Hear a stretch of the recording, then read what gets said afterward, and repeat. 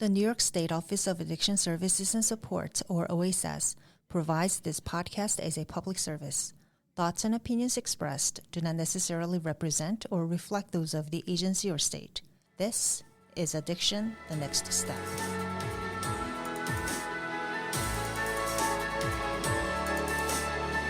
Hello there, everybody. Jerry Gretzinger here, your host for Addiction, the Next Step. And you know, it's brought to you by the New York State Office of Addiction Services and Supports. We like to take an opportunity, certainly whenever we can, to talk about the people who've had a journey from substance use to recovery and living in recovery. As I know they've said very many times, recovery isn't a destination, it's a journey, right? It's a journey that continues on.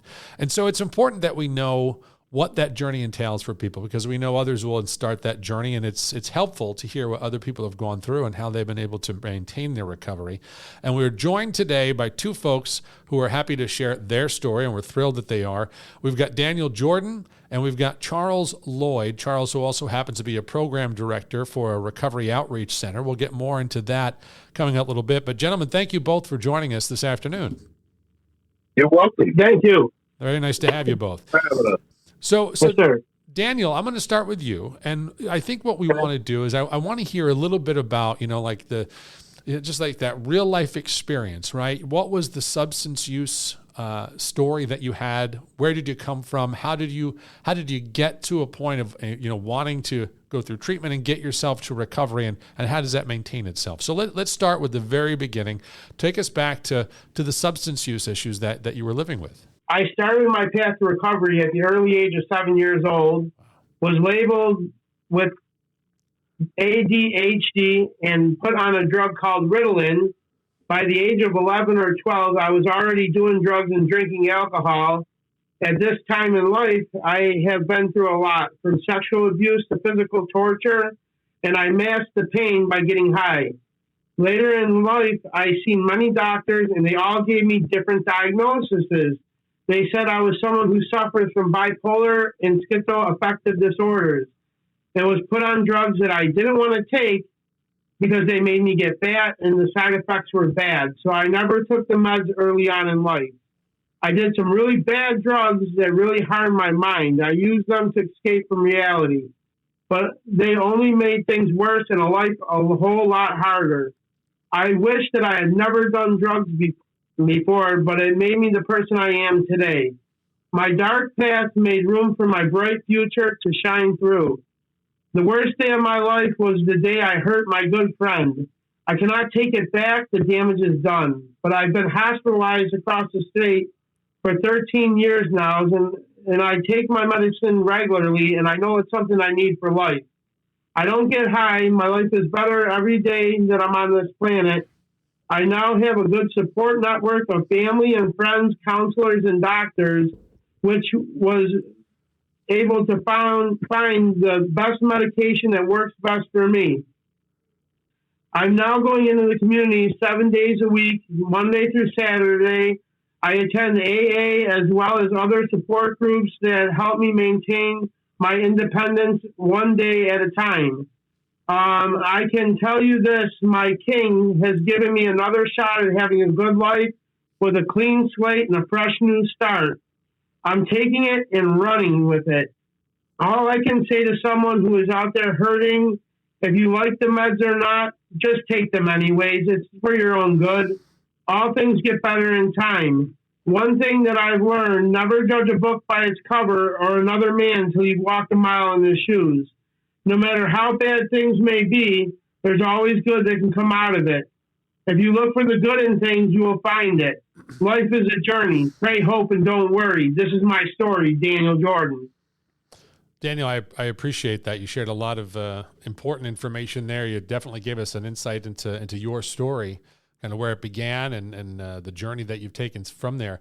Yeah. So yeah, I wanted to just jump in because I think what you gave us was a really good overview of your life, your experiences with substance use and getting into recovery. But I know I could tell you were reading from something, which is great. I know a lot of people have comfort in preparing something they want to read. But I want to just tap into your memory for a minute. So at what point Because, you talked about starting with Ritalin so early in life at 7 years old, and then from there you started replacing it with other substances, and it became such a difficult thing to manage for you.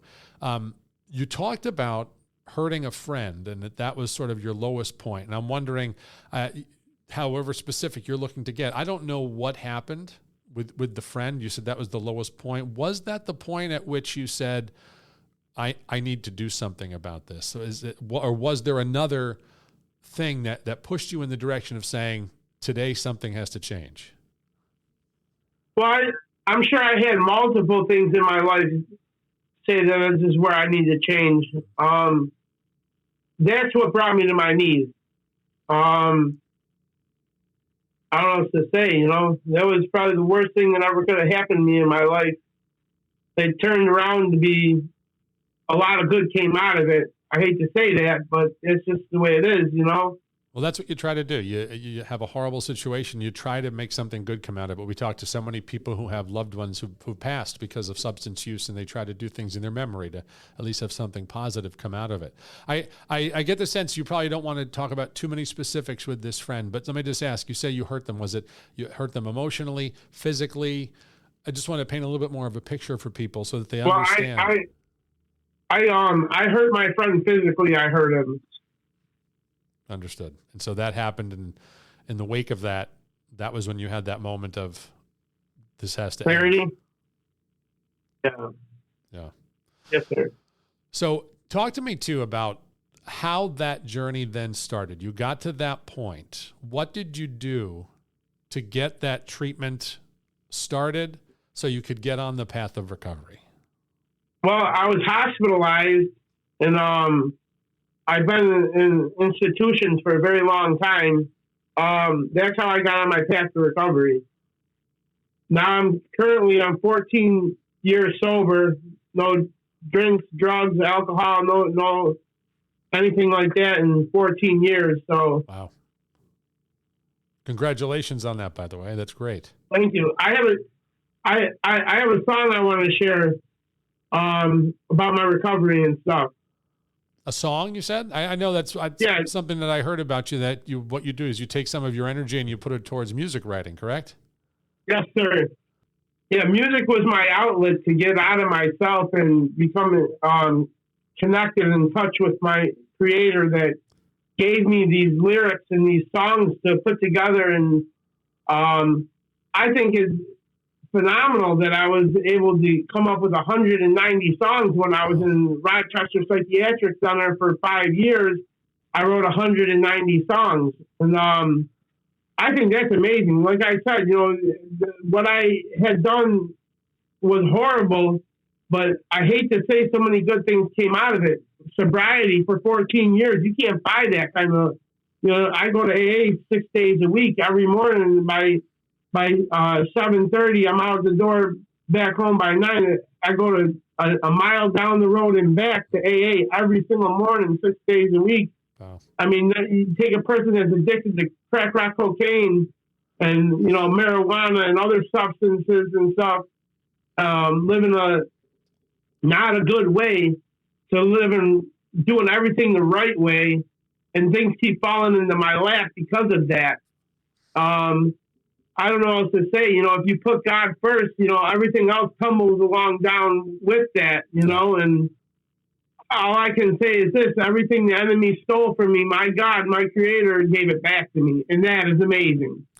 Daniel, just for people who are out there who may be on a path of treatment right now and wondering if they'll make it to recovery, just before we move on to Charles, just tell them, is every day still an effort? It doesn't get easy. It might get easier, but I'm assuming it's like a daily, a part of your daily routine to be able to stay in recovery. Like you said, how many years you've been sober. So you count because every day is an accomplishment. Right. Well, here's the only thing that I can say about that, my friend, is that every single person on this earth has to have two things happen to them in their life: good things and bad things. It's how you deal with it. You know what I mean? Now, there was this old Indian chief, and the young cub from the tribe went to the chief, and he said, "Chief, there's two wolves warring against each other in my mind. The black and the white, the good and the evil. How do I know which one's going to win? And the chief said to the young cub, whichever wolf you feed the most. So if you feed yourself with good things and positive things and strong and healthy things, you'll have that kind of foundation built that, you know, when the storm comes, your vessel, your building, your place where you are is going to be strong. If you have a strong foundation, you won't be knocked over. Like they said, the man that built his house on the sand, the winds came, the floods came, and his house went away. Well, the same thing with sobriety. You have a strong foundation, believe in God, ask God to help you every single day, and just take it one day. They always say take it one day at a time, but it is taking one day at a time, because that's all you have control of is right here, right now, and that's it. And, you know, if you do your best in everything you do, then all you got to do is show up and just be there and try to be, you know, a beacon of light to anybody that, you know, can't see in the dark. You need a light so they can see where they're going, you know? Yep. You don't want to trip over your feet when you're walking. That's good advice, Daniel. I appreciate you sharing that with us. And again, how many years you've got, and hopefully that many more and more than that to come. So I want to switch over to Charles now. Charles, I know I mentioned before that you're a program director, and it's with the Recovery Community Outreach Center in Buffalo, correct? Correct. So before we get into to how you're helping people along with their journey, let's talk about yours, like where your journey began, you know, with substance use, then getting into assisting others with it. Well, I was an everything addict. If you had it, I was using it. No matter what it was, as long as it helped me, as Dan says, not feel the pain of life. I got into recovery, and what brought me to recovery, you know, you asked the question, what brought you to your knees? One day, November 16th, 1999, I was working. I had just got out of rehab. I was in that controlled drinking, that controlled using mode that some addicts go through. And I called my wife, and I said to my wife, you know what? I got some money saved up. We're going to go to a hotel, and we're going to have a discussion about the rest of our future. And she said we didn't have anything to celebrate. We were talking about celebrating our anniversary. And, excuse me. She said we didn't have anything to celebrate. And when she said that, I said, you know what, God, I don't want to feel like I've done anything wrong anymore. So I made a conscious choice. Either I was going to go to jail or I was going to go back into recovery for good. Mm-hmm. You know, and on my spiritual journey, I guess it was God who said, I got something else for you. I've been clean and sober since 1999, November 17th, 23 years, one day at a time. Yeah. Just like how I do it? Just like you said, one day. You only get one day at a time. Life ain't gonna stop happening, but now I have to deal with the realities of who I am as an individual person. Now you said that you had along that choice. Journey. I'm sorry. I was just before you get too far from it. I know you had said that you made a choice of either, moving forward with treatment and recovery, or you said, or going back to jail again. Had you been in and out of the criminal justice system? Oh yeah, yeah, definitely. You know, that was that choice of desperation. You know, either go back into rehab for a long period of time or go to jail. So I got some substances, and I took a walk I took about a 2.5 mile walk to rehab. While I was doing it, I was doing drugs and drinking along the way. Wow. The reason why I say I know my God had a different plan for me, because I didn't see not one police officer on that journey. And I made sure if I was stopped by the police, I would have had enough on me. I had enough on me to go to jail for. So I get to the rehab, and I dispose of everything, the drink and the drugs. And I ended up in recovery.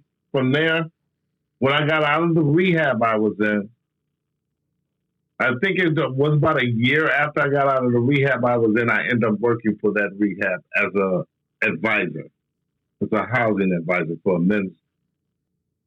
I got my GED because I wanted a job working with people with disabilities. And at that time, that was the only employer that asked me for a high school diploma.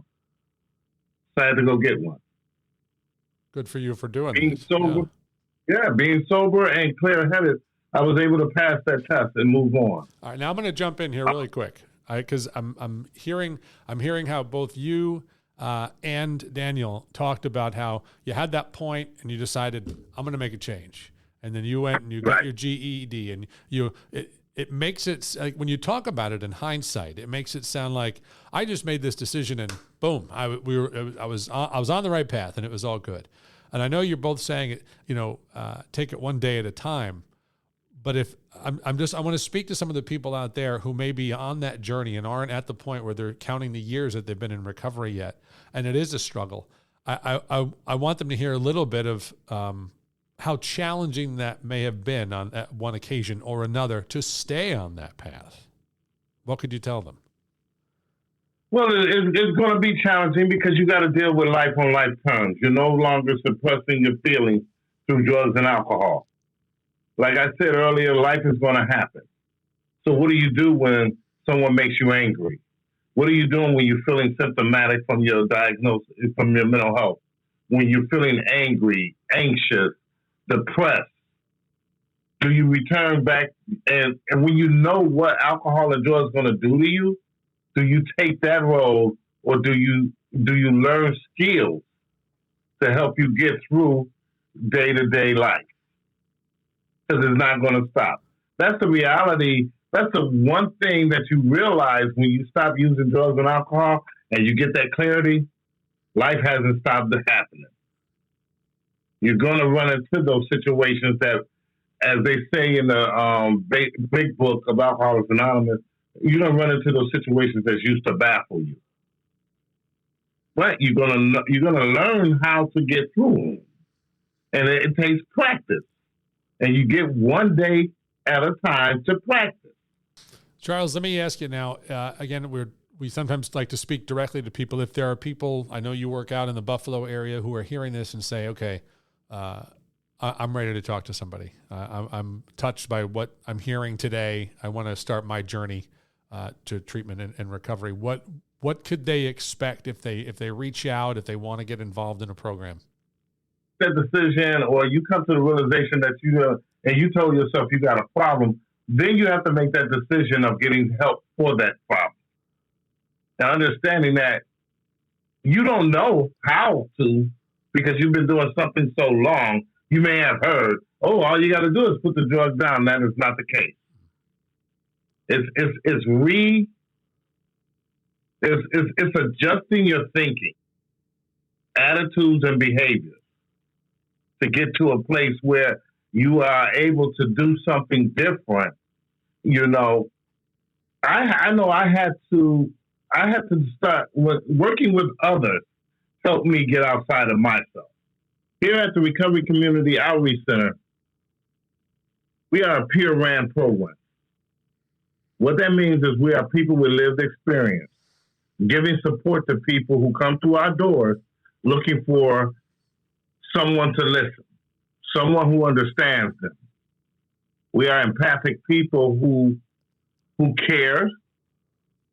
What we do here is we fall along the lines of 3 E's. We empower, we educate, and we engage. Because sometimes people come through our doors and all they want is someone that'll listen to them. Mm-hmm.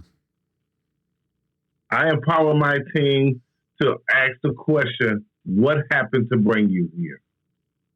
Because you don't get that much in these settings of what happened to bring you here. Especially in clinical settings, everybody want to tell you why you're there. Yeah. So here at the Recovery Community Outreach Center, I was given the opportunity and a privilege to start working once I got my general education diploma, I need to also tell you that I'm also the recipient of 2 college degrees. That's great. How that happened is because I made a decision I wanted it to happen. How that happened is because I wasn't doing things that keep me from thriving. I wasn't doing the alcohol. I wasn't doing the drugs. I stayed on top of my mental health treatment that afforded me the opportunity to think clear and do things accordingly. And Charles, I love what you said a moment ago about how helping people through recovery has done as many positive things for you as it aims to do for them. Yes. Mutual aid support groups that we can go to, AA, NA, SOS, SMART, all those. We can do all that. One thing we try to help people understand is it's okay to be. Charles, I appreciate, I think the information, the advice that you're giving for people is terrific. And I certainly hope that people out there are hearing it. And I love what both of you said is that you've got today. Focus on today. Life is not going to stop. The world's not going to stop turning, but focus on today. Make the decision to make a change. And you've got people like the 2 of you who will be out there to support and share stories and, like you said, resources. You are both in people's toolkits to help them through this journey because of the stories that you're sharing. So we really appreciate you doing that. I want to mention again, the Recovery Community Outreach Center in Buffalo. That's where you'll find Charles. Daniel, thank you. And of course, we want to make sure we're giving out the OASAS information. If you want to go to our website, it's oasas.ny.gov, oasas.ny.gov, all the resources you can look for there. You can also call our Hope line, 877-8-HOPE-NY. A lot of people with a lot of good they can do to help people when they're looking for information or looking to get started on that treatment and recovery journey. Gentlemen, thank you again for joining us today, and we'll have to have you back sometime again to share more information and more of your stories. Thanks so much. And I'm Jerry Gretzinger, your host. Addiction the Next Step, brought to you by the New York State Office of Addiction Services and Supports. Until we talk next time, be well.